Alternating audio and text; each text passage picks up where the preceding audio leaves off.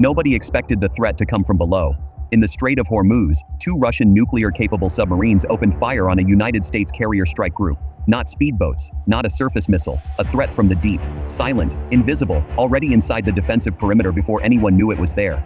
The U.S. Navy's response was brutal, immediate, and unlike anything seen in the history of modern naval warfare. This is the full story: how 2 of Russia's most advanced submarines penetrated one of the most heavily defended naval formations on Earth, what they fired, how the strike group responded, and why every naval power on Earth is reviewing its underwater warfare doctrine right now because of what happened in those waters. What you are about to hear redefines what naval combat looks like in the 21st century, and it starts not with a radar contact, not with a warning, but with a weapon already in the water. The Strait of Hormuz is 21 miles wide at its narrowest point. Most people understand its strategic value in terms of oil, 17 million barrels a day passing through that corridor, the economic throat of the global energy system. But naval commanders understand it in a completely different set of terms. They understand it in depth contours and acoustic shadows and bottom topography, because within those 21 miles, buffer depth drops sharply in specific channels, creating natural corridors that submarines use for covert transit. Corridors where thermal layers in the water column bend sound waves in ways that make passive sonar detection unreliable. Corridors that are nearly impossible to seal completely against a determined adversary with advanced underwater technology. Russia knows these corridors. Naval planners have been mapping the bathymetry of the Persian Gulf for decades. Cold War intelligence built a detailed picture of the underwater terrain that has only been refined and updated in the years since. Every depth contour,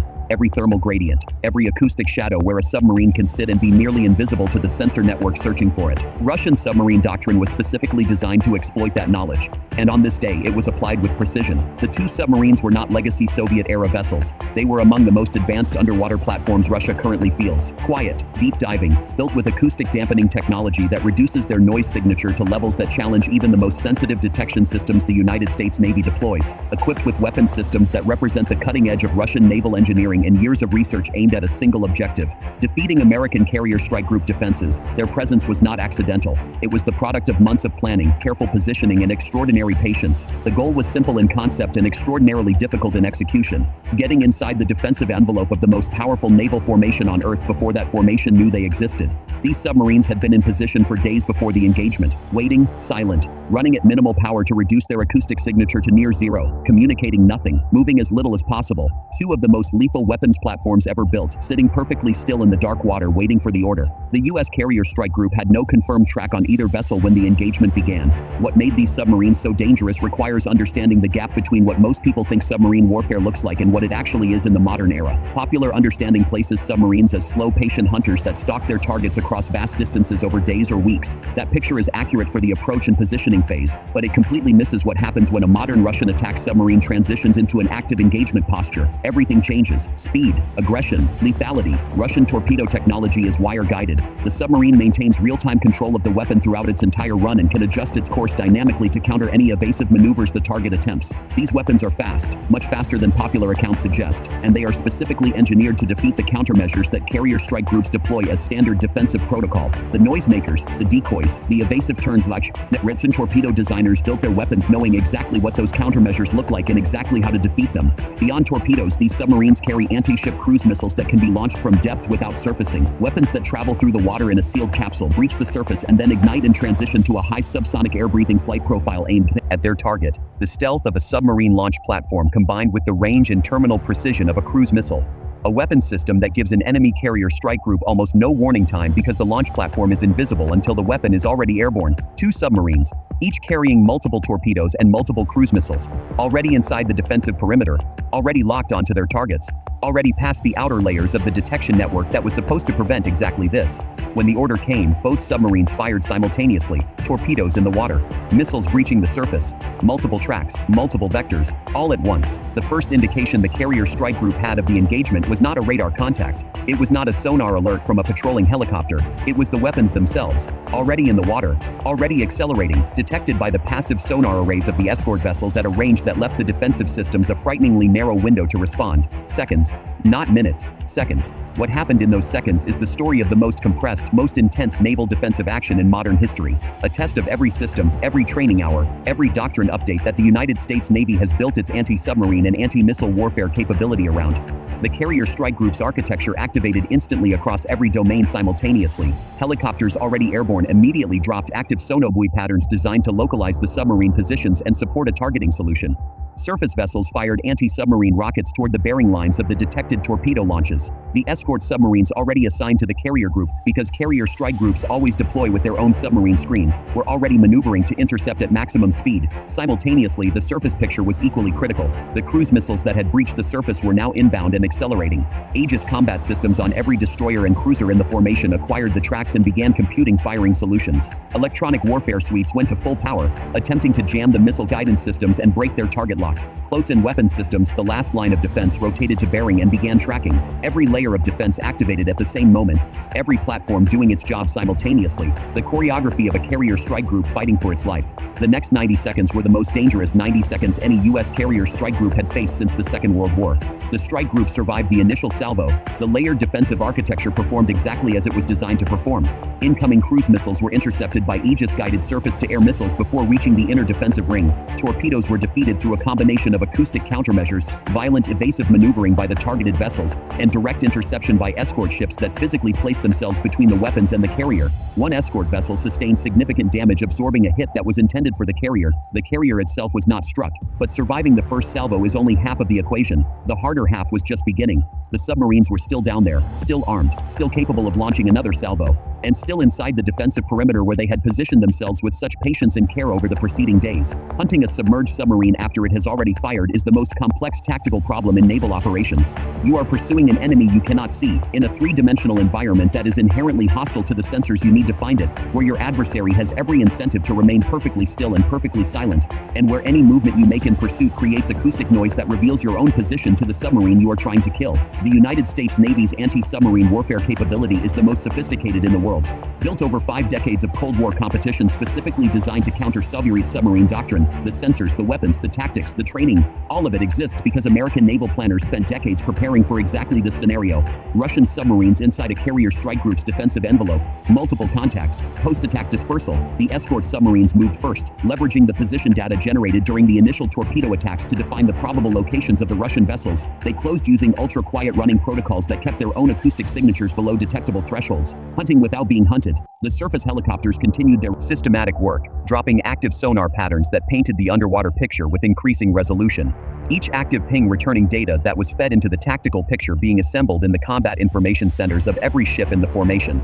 The net was closing, slowly, methodically, with the patience that the Russians themselves had used to get into position in the first place, now being turned against them. And then the first Russian submarine made the mistake that ended its existence.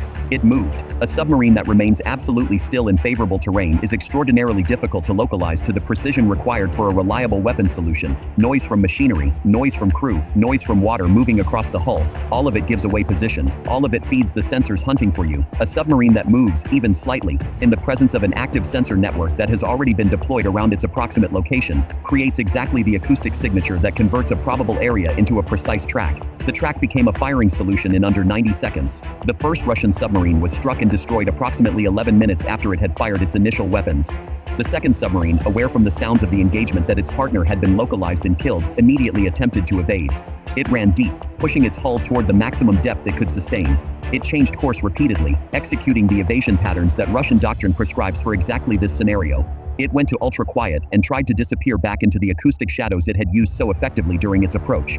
The sensor network that had been built around it during the 11 minutes of the hunt did not lose contact. The second submarine was destroyed 14 minutes after the first. Total time from initial Russian weapons released to the destruction of both attacking submarines: 25 minutes. Now here is what the engagement reports will not tell you directly.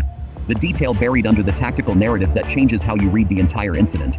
The decision to deploy 2 submarines into the Strait of Hormuz in an active engagement posture against a United States carrier strike group was not a tactical decision made by a ship's commander operating on initiative. That level of escalation does not happen without authorization from the highest levels of Russian military command, from people who understood precisely what they were ordering and precisely what the potential consequences were. This was not a rogue commander acting outside sanctioned boundaries. This was a deliberate, authorized act of war against United States naval forces.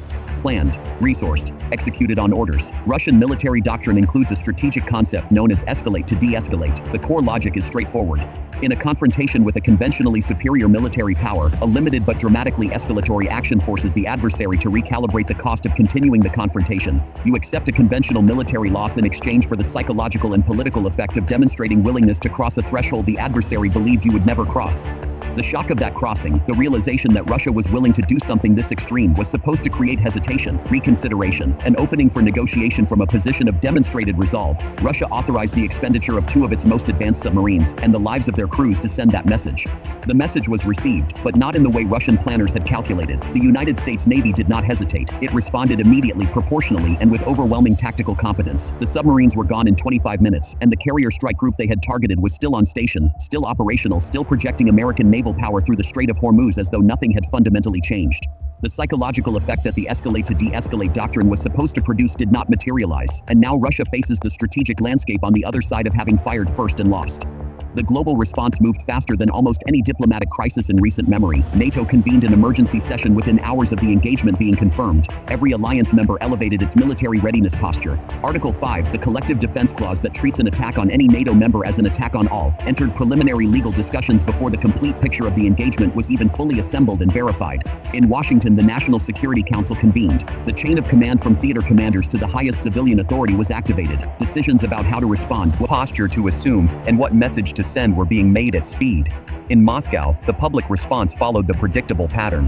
Official statements characterized the engagement as a justified response to unlawful American military operations in strategically sensitive waters. State media assembled the domestic narrative within hours, framing the loss of the submarines as a consequence of American aggression rather than a failed offensive operation. But behind that public posture, the private reality inside Russian military planning was significantly grimmer. 2 of the most advanced submarines in the fleet were gone. The crews that operated them, experienced, trained, irreplaceable in the short term, gone with them. The weapons systems, the intelligence gathering capacity those submarines represented, the years of positioning and preparation that had preceded this engagement, all of it eliminated in 25 minutes, and the strategic objective had not been achieved. The carrier strike group was still there. American resolve had not fractured. The escalation had not produced the de-escalation it was designed to trigger. That failure will be studied, argued over, and will drive fundamental restructuring of how Russia thinks about underwater warfare against American naval forces for years to come. The consequences of this engagement extend far beyond the Persian Gulf and far beyond the immediate Russia-United States dynamic.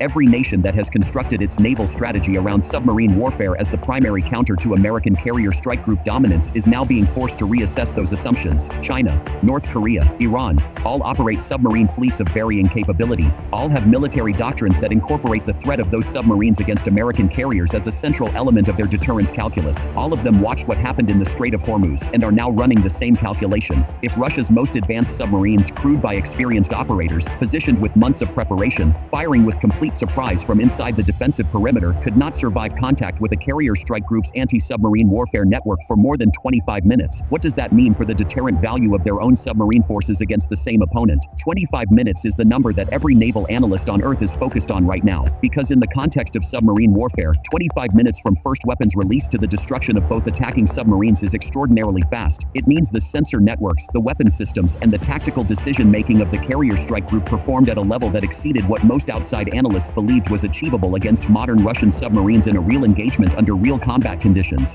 That gap between the assumed performance of American anti-submarine warfare and its demonstrated performance is where the deepest strategic implications of this engagement live. Watch how the U.S. Navy discusses anti-submarine warfare capability in its public communications going forward. Not what it says, but what it stops saying. Classification levels tighten after an engagement that reveals the true operational performance envelope of sensitive systems. The silence itself becomes a signal about what was demonstrated and what those who were watching are not supposed to fully understand. Watch Russian naval deployment patterns in the coming months. Doctrine requires a period of reassessment and tactical revision before submarines can be repositioned with updated engagement parameters. How long that pause lasts, and where Russian submarines appear when the pause ends, will tell you how Russian planners have recalibrated their understanding of what their assets can and cannot achieve against American defenses. Watch the carrier strike group rotation schedules in the Persian Gulf and adjacent waters. An accelerated pace of deployments through contested waterways signals that American commanders have assessed the threat environment and judged their defenses sufficient. Any deceleration or increased standoff distance signals a more cautious reassessment of the risk calculus. And watch the diplomatic back channels, because even after a live weapons exchange of this magnitude, diplomacy does not stop. It moves underground. Quiet contacts, intermediaries, messages sent through embassies and intelligence services rather than public statements. The conversation about what just happened and what happens next is already occurring in rooms and through channels that will never appear in any news report. The Strait of Hormuz is 21 miles wide. Below its surface, a war was fought and decided in 25 minutes. The surface showed nothing. Tankers moved through the strait on their normal schedules. The trade winds came from the northwest, as they always do. Patrol rotations continued on their normal timing. But below the surface, everything changed. The calculus of submarine warfare against American carriers shifted.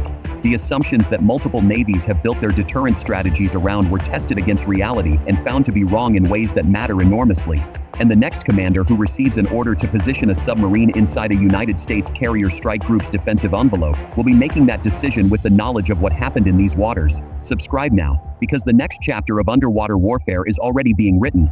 In command centers where doctrine is being revised, in shipyards where new systems are being integrated in response to lessons learned, and in the depths where silence is the only language that matters, and where the next engagement will be shaped entirely by what was learned in these 25 minutes. The deep is never empty, and it is never quiet for long.